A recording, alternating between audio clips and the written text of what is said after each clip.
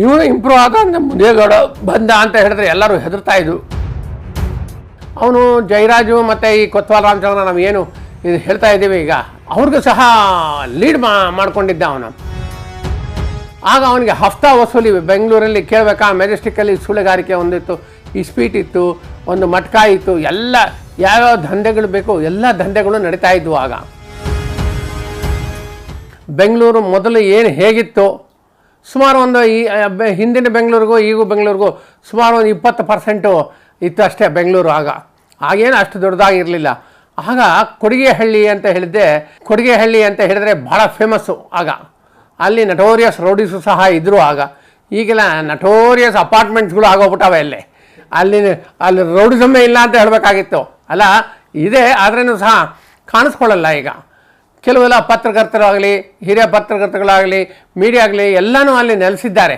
ಆ ನೆಲೆಸಿರೋದ್ರಿಂದ ಅಲ್ಲಿ ಆ ರೌಡಿಸಮ್ ಸಹ ಹೋಯಿತು. ಅಲ್ಲಿ ಕೊಡಿಗೆಹಳ್ಳಿ ಮುನೇಗೌಡ ಅಂತ ಹೇಳಿದೆ ಒಬ್ಬ ಇದ್ದ. ಅವನು ಹೀಗೆ ತೋಟಗಾರಿಕೆ ಅದು ಇದು ಎಲ್ಲ ಮಾಡಿಕೊಂಡು ವ್ಯವಸಾಯದಲ್ಲಿದ್ದು ಸಹ ಅಲ್ಲಿ ಅಷ್ಟೊತ್ತಿಗೆ GKVK ಅಂತ ಹೇಳಿದೆ ಅಭಿವೃದ್ಧಿ ಆಗೋಕ್ಕೆ ಬಂತು. ಅಲ್ಲಿ ಅಗ್ರಿಕಲ್ಚರ್ ಕಾಲೇಜು. ಈ ಕಡೆ ಬೆಂಗಳೂರು ಸಹ, ಆ ಕಡೆ ಹೆಬ್ಬಾಳ ದಾಟಿದ್ರೆ ಬೆಂಗಳೂರು ಅಭಿವೃದ್ಧಿ ಆಗೋದು ಕಾಣಿಸ್ತು ಅವನಿಗೂ. ಅರೆ ಇವನ ಇಷ್ಟೆಲ್ಲ ಆಯಿತು ಅಂದರೆ ಬೆಂಗಳೂರು ಅಭಿವೃದ್ಧಿ, ನಾವೆಲ್ಲಿ ಹೋಗಬೇಕು ಅಂತ ಹೇಳಿದೆ ಅವನು ರೌಡಿಸಮ್ಗೆ ಹೇಳಿದ.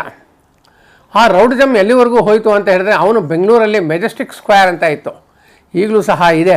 ಅಲ್ಲಿ ಮಾರ್ಕಂಡೇಯನ ದೇವಸ್ಥಾನ ಈಗ ಇದೆ, ಇಲ್ಲ ಅಂತ ಹೇಳಲ್ಲ. ಅಲ್ಲಿ ಬಂದು ನಿಂತ್ಕೊಂಡ್ರೆ ಇಡೀ ಅಲ್ಲಿ ಬಳೆಪೇಟೆ, ಚಿಕ್ಕಪೇಟೆ ಆಗಲಿ, ಮೆಜೆಸ್ಟಿಕ್ ಏರಿಯಾ ಆಗಲಿ, ಸುಬೇದಾರ್ ಛತ್ರಂ ರೋಡ್ ಆಗಲಿ, ಎಲ್ಲೇ ಆಗಲಿ ಅವನಿಗೆ ಹೆದರ್ತಾ ಇದ್ರು. ಅಲ್ಲಿ ಅವನು ಹಫ್ತಾ ವಸೂಲಿಗೆ ಅಲ್ಲಿಂದ ಬಂದು ಕೊಟ್ಟು ಓಡೋಗ್ತಾ ಇದ್ದ. ಸ್ವಾಮಿ ನೀವು ಚೆನ್ನಾಗಿರಿ, ನಮಗೆ ಹಿಂಗೆ ಕಷ್ಟ ಇದೆ, ಇವನಿಂದ ಕಷ್ಟ ಇದೆ, ಅವನಿಂದ ಕಷ್ಟ ಇದೆ, ಇದು ನಮಗೆ ಆಗ್ತಾ ಇಲ್ಲ ಅಂತ ಹೇಳಿದು. ಇಷ್ಟೆಲ್ಲ ಹೇಳ್ತಾ ಇದ್ರೇನು ಸಹ ಅವನು ಫಸ್ಟು ಹಫ್ತಾ ಆಮೇಲೆ ಕೆಲಸ ಹೀಗೆ ಮಾಡ್ಕೊಂಡಿದ್ದ. ಲಕ್ಷಾಂತರ ರೂಪಾಯಿ ಮಾಡ್ದ. ಅದ್ರ ಬಗ್ಗೆ ಬಹಳ ದೊಡ್ಡ ಥಿಯೇಟ್ರ್ ಇತ್ತಲ್ಲಿ, ಎಲ್ಲಿ ಆ ಸುಬೇದಾರ್ ಛತ್ರಂ ರೋಡಲ್ಲಿ. ಈಗ ಡಿಮಾಲಿಷನ್ ಆಗಿ ಈಗ ದೊಡ್ಡ ಪ್ರತಿಷ್ಠಿತ ಬಿಲ್ಡಿಂಗ್ ಆಗ್ತಾ ಇದೆ. ಅಲ್ಲಿ ರಾಜಕೀಯ ವ್ಯಕ್ತಿಗಳೆಲ್ಲ ಬರ್ತಾಯಿದ್ರು. ಕಡೆಗೆ ಅವನು ಆ ಇದಕ್ಕೆ ಹೆಜ್ಜೆ ಇಟ್ಟಿದ್ದೆ ಸಹ ಅವರು ಸಹ ಇಂಪ್ರೂವ್ ಆದರು, ಇವನು ಸಹ ಇಂಪ್ರೂವ್ ಆಗೋಗ್ಬಿಟ್ಟ. ಇವನು ಇಂಪ್ರೂವ್ ಆದ ಅಂತ ಮುನೇಗೌಡ ಬಂದ ಅಂತ ಹೇಳಿದ್ರೆ ಎಲ್ಲರೂ ಹೆದರ್ತಾ ಇದ್ರು. ಅಷ್ಟು ದೊಡ್ಡ ವ್ಯಕ್ತಿಯಾಗಿದ್ದ ಅವನು. ಜಯರಾಜು ಮತ್ತು ಈ ಕೊತ್ವಾಲ್ ರಾಮಚಂದ್ರ ನಾವು ಏನು ಇದು ಹೇಳ್ತಾ ಇದ್ದೀವಿ ಈಗ, ಇಲ್ಲ ಅವರೆಲ್ಲ ಸತ್ತೋಗಿ 20-25 ವರ್ಷ ಆಗೋದು ಬಿಡಿ. ಅವ್ರಿಗೂ ಸಹ ಲೀಡ್ ಮಾಡ್ಕೊಂಡಿದ್ದ ಅವನು.